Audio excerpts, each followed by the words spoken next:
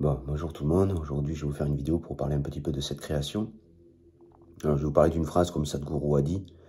Sadhguru a dit une phrase que j'ai bien retenue et que j'ai retenue normale, puisque au final, je suis en accord avec cette chose-là. Ce qui est illimité ne peut être atteint que par celui qui est honnête en lui-même. Ce qui est illimité ne peut être atteint que par celui qui peut être honnête en lui-même. Alors, avec lui-même. Quoi qu'il en soit, pour que vous compreniez, l'homme est limité à sa création lui-même. Il est limité dans la création, limité dans la compréhension de cette création, parce que l'homme se construit tout seul dans son coin. Quand vous êtes le décor de la création, quand vous êtes le néant dans cette création, tout ce qui va se manifester dans ce néant, dans cet espace, va être un décor. Dieu est le fond. Le décor n'est que l'expression de ce qui émane de Dieu. Donc quelque part, cette création qui se manifeste n'est qu'un décor. Donc si vous voulez, en quelque sorte, quand vous avez accès à ce genre de choses-là, quand vous rencontrez des gens, vous savez, je travaille avec des gens régulièrement, je travaille avec des intérimaires, donc j'en vois passer, hein, et je vois leur façon de vivre en 2 minutes, enfin en 2 minutes. Il suffit qu'on rentre dans un désaccord, si vous voulez, pour que la personne déjà emploie une tonalité de voix complètement différente.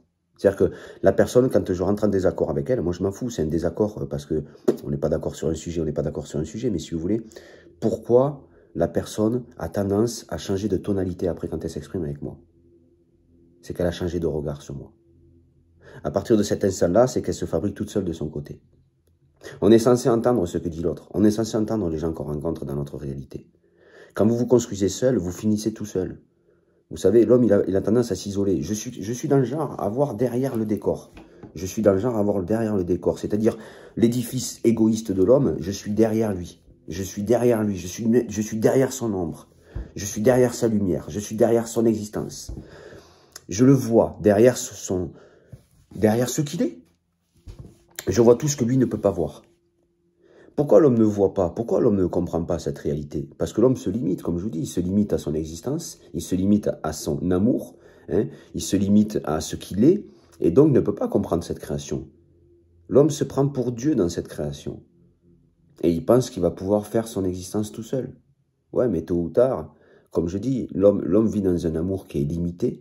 Hein, son amour a un début et a une fin, alors que Dieu, ben, l'amour de Dieu n'a pas de début, n'a pas de fin. Hein.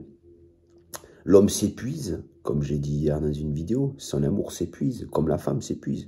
J'en ai marre, j'en peux plus, je supporte plus ceci, je supporte plus cela. Vous savez, il y a des femmes qui ont tendance à être trop féministes et il y a des hommes qui ont tendance à être trop masculins. Hein. Comme on dit, je ne sais plus comment on dit.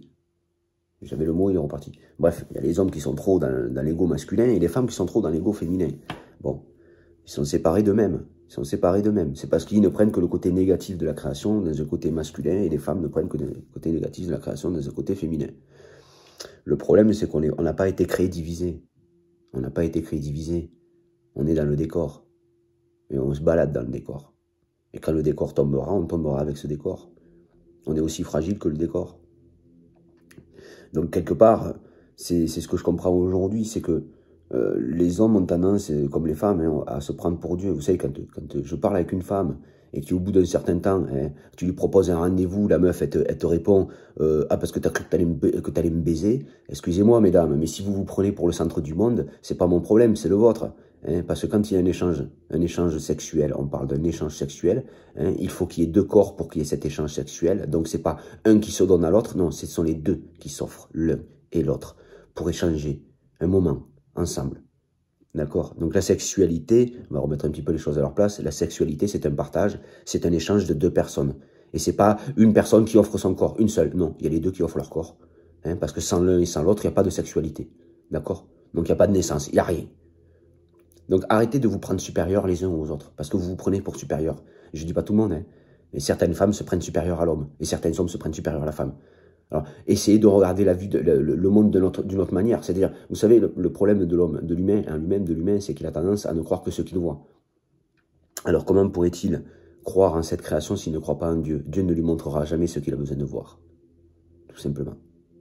Sur ce, je vous souhaite une bonne journée, puis je vous dis à bientôt.